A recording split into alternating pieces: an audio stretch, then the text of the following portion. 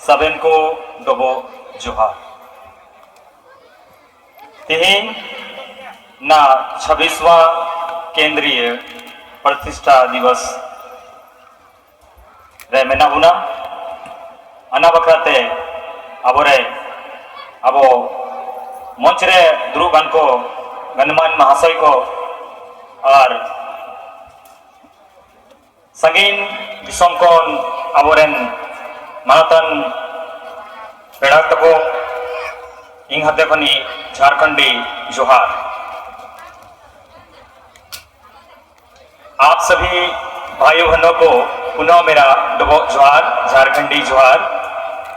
और मंचासीन सभी अतिथि गणों को भी हमारा झारखंडी जोहार।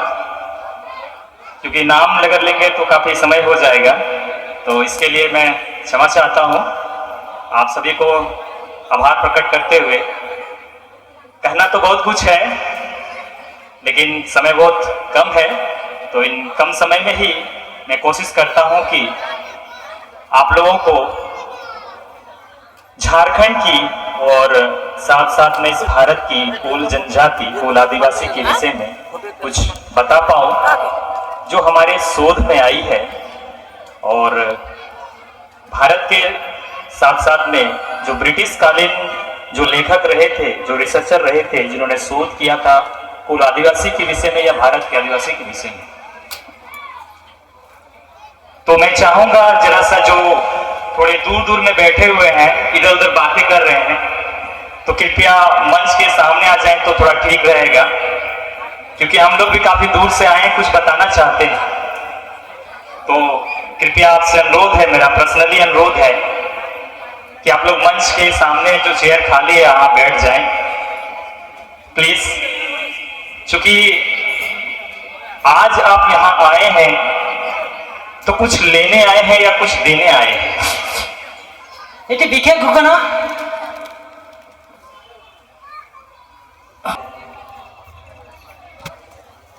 तो साथियों, और हमारे माँ हिंदी समझ में आती है? तो पक्का हिंदी समझ में आ रही है ना? चलिए शुक्रिया। तो आज हम कोल के विषय में बात करते हैं। तो सबसे पहले हमने बात को शुरुआत करने से पहले, आरंभ करने से पहले हमने कुछ लाइनें बोली थी, शायद समझ में आई होगी आप लोग को। नहीं समझ में आई? ये क्या था? हमने कुछ तो कहा ना, कुछ तो जरूर लाइनें बोली होंगी हमने। ये आपकी भाषा थी जो आप नहीं समझ पा रहे हैं। ये आपकी मूल भाषा थी, ये आपकी ओरिजिनल लैंग्वेज थी जो आप भूल चुके हैं। तो किसी भी आदिवासी या किसी भी समुदाय में हैं आप, तो उसकी अपनी मदर लैंग्वेज होती है, यानी मातृभाषा होती है, जिसको अपनी मां की भाषा बोलते हैं। तो जिस भी समुदाय की अपनी मां की भाषा अगर खत्म हो गई या समाप्त हो गई, तो समझिए वह समाज व समुदाय ही खत्म हो जाता है। तो हमारा पहला आइडेंटिटी अगर किसी का है या पहला किसी का अगर परिचय है, तो वह उसकी भाषा होती है। जब आप हमारे झारखंड, बिहार और वेस्ट बंगाल में जाएंगे ना, अगर गांव में आप घूमेंगे, तो महिलाएं और साथ साथ जो छोटे बच्चे हैं, जो 3 साल के बच्चे हैं, अपनी कोल भाषा में बात करते हैं।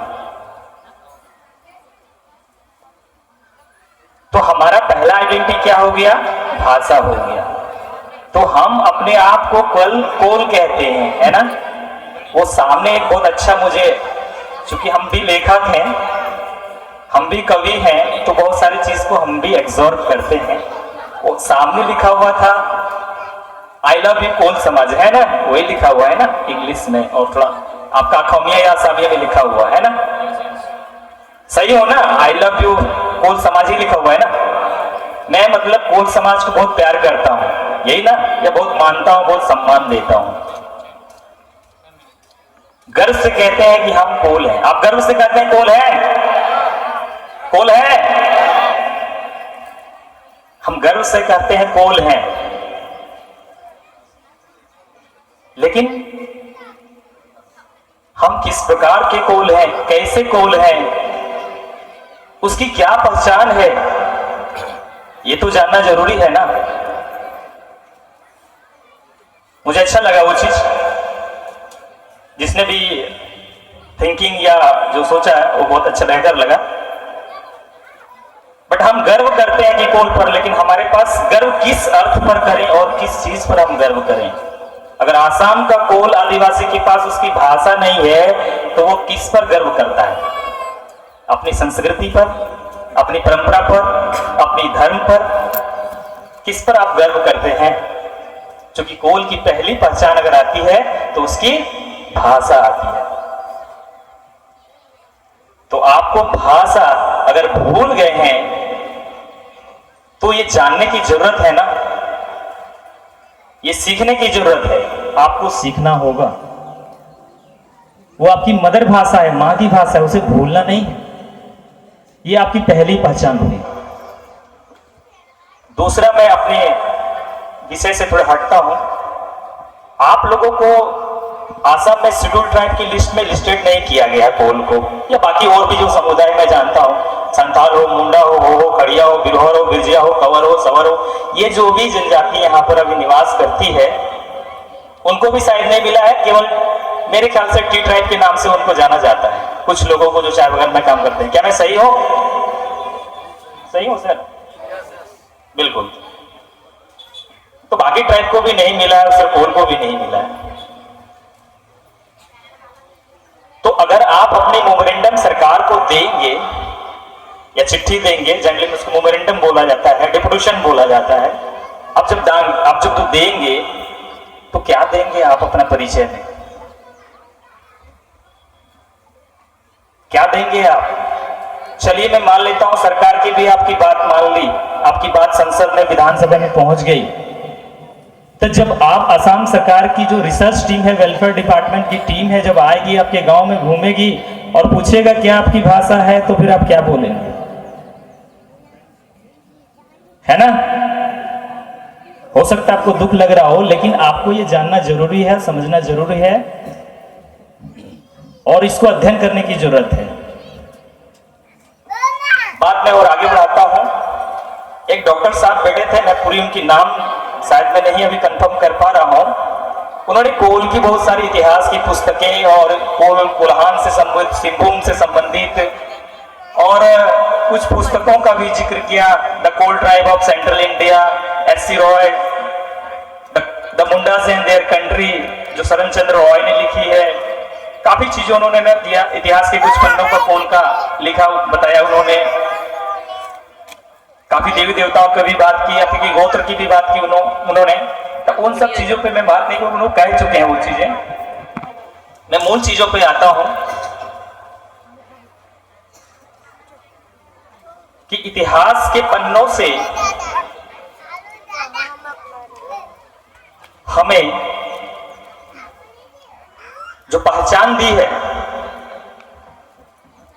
इतिहासकारों ने तो लिखा है, लेकिन किन इतिहासकारों ने लिखा है? जब तक कोल आदिवासी, कोल के लेखक जब तक उस इतिहास को पढ़कर खुद से नहीं लिखेंगे, खुद से एनालिसिस करके नहीं लिखेंगे, वो इतिहास सटीक नहीं माना जाएगा। क्योंकि मैं भी लेखक हूं, मैं भी इतिहासकार हूं, मैंने समझा है, मैंने पढ़ा है, मैंने देखा भी है कि किस प्रकार आपको डिवाइडेशन, जिसको बोलते हैं बांटो और राज करो का रूल फॉलो हुआ है आपके इतिहास के साथ भी, आपकी संस्कृति के साथ भी, आपकी परंपरा के साथ भी, आपकी सभ्यता के साथ भी। आप कोल का अर्थ जानेंगे ना तो आपको आश्चर्य नहीं, गर्व तो होगा ही। लेकिन कहां से होगा? कोल जो शब्द आया है कहां से आया होगा? भाषा से ही तो आई होगी ना, जब हमारे पूर्वज लोगों ने बोला होगा। इतिहासकार लिखते हैं कि ये किसी के द्वारा दिया गया शब्द है, या अंग्रेजों द्वारा या दूसरे के द्वारा कहा जाता है, ये गाली शब्द है। आप मैं गूगल पे तो भरोसा नहीं करता हूं, बट कोई भी बच्चा या पढ़ा लिखा बच्चा आजकल गूगल बाबा से ज्यादा पूछता है। तो गूगल बाबा से पूछेंगे ना कि कोल शब्द का अर्थ क्या होगा, तो क्या कहते हैं? मैं तो उस पर चैलेंज भी कर रहा हूं, उस पर रिपोर्ट करूंगा मैं। आप लिखें कि कोल शब्द का अर्थ क्या होता है। देखिए बताएगा कि पहला नंबर बताएगा कि कोल एक प्रकार का जंगली जाति है। दूसरा बताएगा वो सूअर है। तो क्या आप सूअर हैं क्या? सोच के देखिए, आप सूअर हैं क्या? समझने की चीज है। लेकिन इसी को मैं अगर अपनी भाषा में कहूं तो कोलार एक शब्द है और कोलार का अर्थ होता है पृथ्वी। और उसका जब विश्लेषण करेंगे ना तो उसका अर्थ होता है जिस स्थान पर कोल रहता है उसी को कोलार भी कहा जाता है। इसलिए मध्य प्रदेश में बहुत सारे गांव का नाम कोलान भी है, देखिएगा, कहा जाता है। जिस एरिया में कोल लोग रहते हैं वो कोलान कहा जाता है। अभी उन्होंने कहा ना कोल्हान, और उसका अच्छे से जानेंगे तो वो होता है कोल्होन। होन का मतलब बच्चा, उसी नाम से कोल्हान भी पड़ा है। कोल्हान केवल वो अभी तो छोटा क्षेत्र बना दिया गया ना, कोल्हान एक टुकड़ा बना दिया।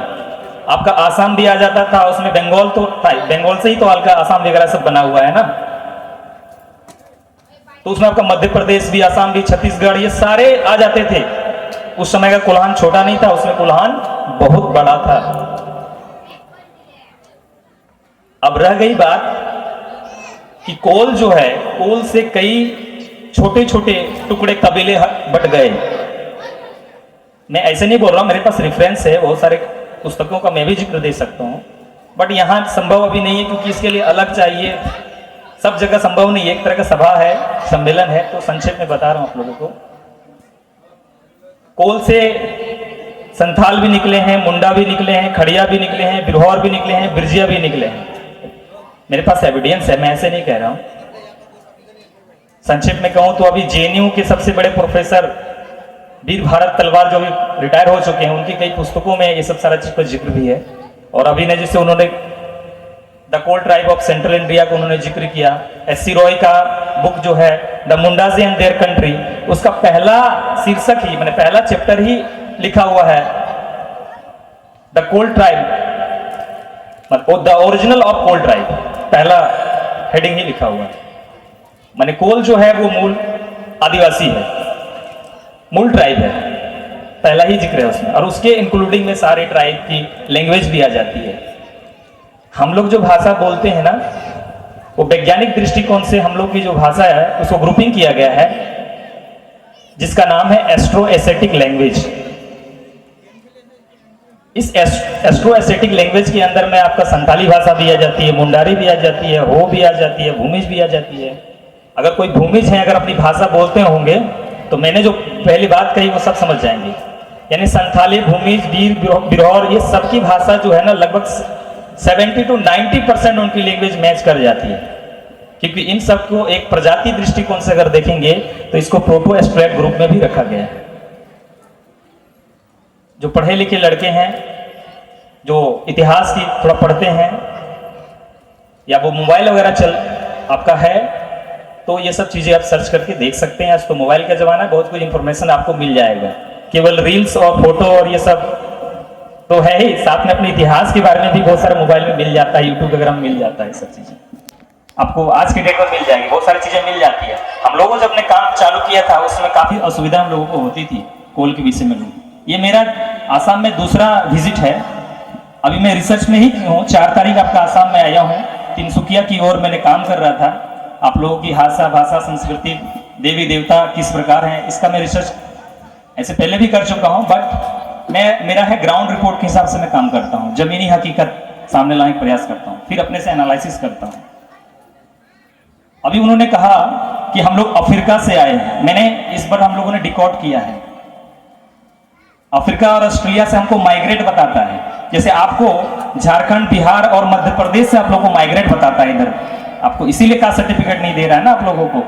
मूल बात यही है, आप मानिए ना मानिए, मूल बात है आपको माइग्रेट बता रहा जा रहा है, क्योंकि मार्केट पीपुल्स हैं आप लोग। यहाँ के जो बोडो और खासी है वो यहाँ के मूल जनजाति माने जा रहे हैं। जब देश आजाद भी नहीं हुआ था उससे पहले आप यहाँ के थे। और मेरी गणना में ये भी आई है कि माइग्रेट कुछ लोग हुए हैं जो अंग्रेजों ने लाया है यहाँ पर काम करने से। उससे पहले भी आदिवासी, यहाँ कोल आदिवासी, संथाल आदिवासी जो भी है, वो पहले भी यहाँ के मूल रह चुके हैं, पहले भी यहाँ के मूल रह चुके हैं। लेकिन आपको इन सब चीजों की इतिहास के पन्नों से, बोला ना मैं, लिपा पोती करके आप लोग को कहानी आपकी खत्म की जा रही है, आपको आपकी आदिवासियत को खत्म की जा रही है। तो कोल जो शब्द है उसका मूल अर्थ जो होता है वो इस अर्थ का, इस धरती का पहला बीज कहें या पहला बच्चा कह सकते हैं, उसका ये शब्द अर्थ बताता है। क्योंकि कौ आप जब बोलते हैं ना, कौ शब्द कहते हैं, उच्चारण कौ बोलते हैं, तो कौ से बहुत चीजें आ जाती है, जीव जंतु से सारी चीजें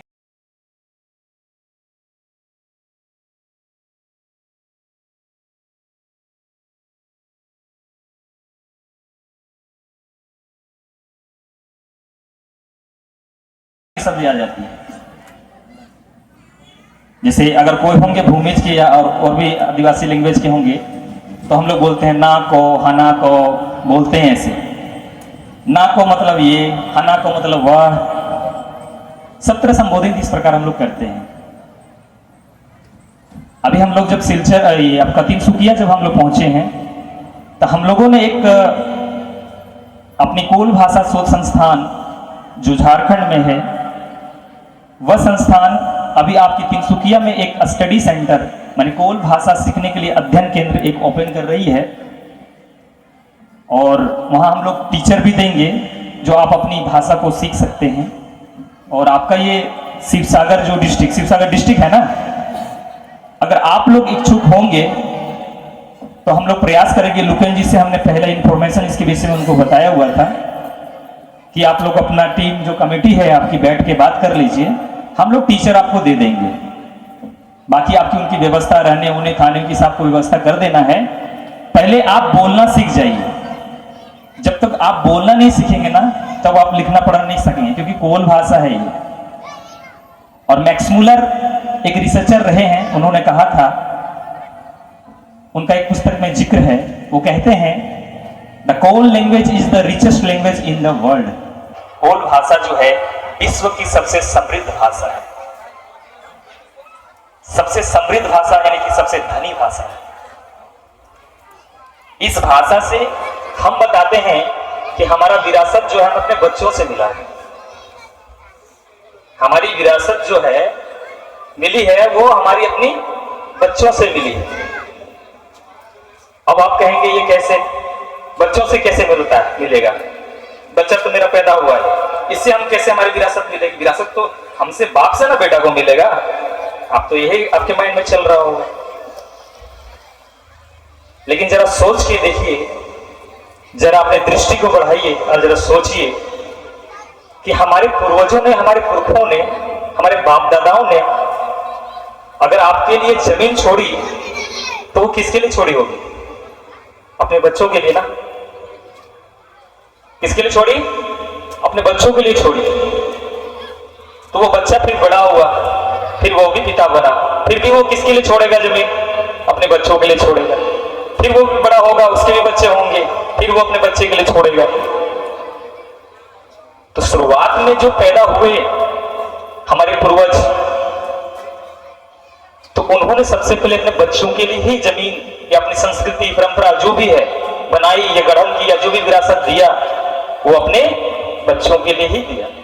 तो इसलिए हम कहते हैं कि जो विरासत में जो आई है चीजें या जो हमें मिली है वो हमारी अपने बच्चों से मिली है। ये हम लोग ऐसे कहते हैं। तो आदिवासियों की जो दृष्टि है और गैर आदिवासी की दृष्टि जो है भिन्न है। उनकी सोचने की तरीका और हमारी सोचने की तरीका में अंतर है, हमें बुड़बक समझा जाता है। आज जरा सोचिए कि इतनी मोटी मोटी जो किताबें लिखी गई है, जो सबसे ज्यादा अगर शोध किसी पर हुआ है तो वो आदिवासियों पर हुआ है। क्यों? थोड़ा अक्ल लगाइए। सबसे ज्यादा अगर किसी पर किताबें लिखी गई है और शोध हुआ है तो किस पर हुआ है? आदिवासियों पर हो रहा है, या अभी भी हो रहा है। इसलिए हम लोग कहते हैं उसमें कि आज की जो गैर आदिवासी है, जो आदिवासी नहीं है, उसने अगर चलना सीखा है, बोलना सीखा है, खाना सीखा है या हंसना सीखा है, तो वह आदिवासियों से ही सीखा है। वो भलो आज अपने आप को इंटेलिजेंट बताए, बहुत बुद्धिजीवी बताए, बहुत विवेकशील बताए, लेकिन उन्होंने हमारे पूर्वजों से ही सीखा है सब कुछ। ये हकीकत है, मैं बनी बनी हुई चीज नहीं बता रहा हूं आपको। आप एनालिसिस कर लीजिए, और किसी भी आदिवासी का कोई अगर इतिहासकार होगा, आदिवासी इतिहासकार, गैर आदिवासी की बात नहीं कर रहा हूं, क्योंकि उसकी सोच कुछ अलग होती है, वो लिखता भी है, बहुत कुछ समझ के लिखता है, आपकी हकीकत चीज नहीं लिखता है। जैसे अब आसाम में इतने दिन से एसटी को नहीं मिला दर्जा, तो इतने लेखक बैठ के क्या कर रहे थे, इतने भाषाविद लोग क्या कर रहे थे। आपका जो डिपार्टमेंट बना हुआ है, आदिवासी डिपार्टमेंट बना है, आदिवासी डिपार्टमेंट है, या फिर वेलफेयर डिपार्टमेंट जो बना हुआ है सामाजिक कल्याण के लिए, वो क्या कर रहे हैं बैठ करके? वो तो अपनी शोध रिसर्च सर्वे करके आपकी रिपोर्ट तो गवर्नमेंट को दे सकता था ना।